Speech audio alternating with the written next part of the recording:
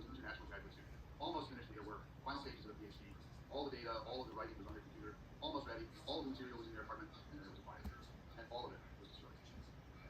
I didn't know that graduate student very well. I never followed up on what happened to them, but a very traumatic experience. So that points to the importance of making sure that you have backups, multiple backups, preferably in multiple locations.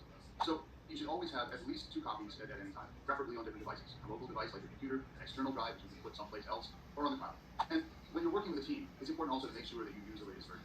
A number of times when I was working with the previous iGEM teams, they would ask me to do editing. I would do some editing on whatever they were writing, and then that group would continue to write, but they weren't using the latest version. And so when it came back to me, none of my previous changes were there. That's very frustrating for me as an editor. One of the ways to avoid that these days is to work on an online version. Make sure that it's required that everybody sign in so that all of their comments are listed by name, by date, so that you know who's done what editing at what point, whether you're using Google Drive or some other system.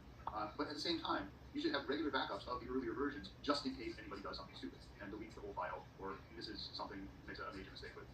So on your team, designate someone as a file master, someone who will be responsible for that backup on a regular basis, someone who likes detail, back up everything at least once a week, and establish some sort of a file naming system. So that, for instance, if it deals with human practices, all of the files begin with human practice and then some designation for the specific file and a date, so that you know when that file has been updated.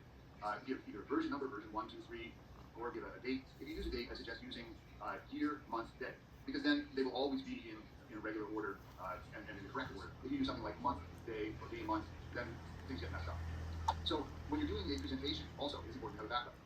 When you go to a conference, when you go to your competition, make sure that you have your files on the computer, but also on flash drive. Also email them to yourself. Have them on the cloud, so that no matter what happens, you have a second, even third backup of your information, so you don't get stuck if something doesn't work. And at the same time, try to have access to all your relevant files, all of the other files, all the old files, all of your data files, graphics. So if there are any last-minute changes that you need to make, you're able to access that information.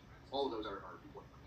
So when it comes to presentations and competitions, the award criteria are always changing every year. So the things that we talked about in the last video that were true in 2022 may be slightly different in 2023. It's important at the beginning of any competition to look at the criteria for that particular competition to see how they change. Look at the expectations. Tools, the software tools and other things available change year by year. So this move that we've done is only a starting point. It's not the final word. And we encourage you to continue to expand beyond this, grow beyond this, think about how you can improve your own performance. Based on what you said, we need to have so many backups. It's very much like a Chinese old saying, a smart rabbit has 3 caves. And there's another saying, don't put all your eggs in one basket. So keep that in mind.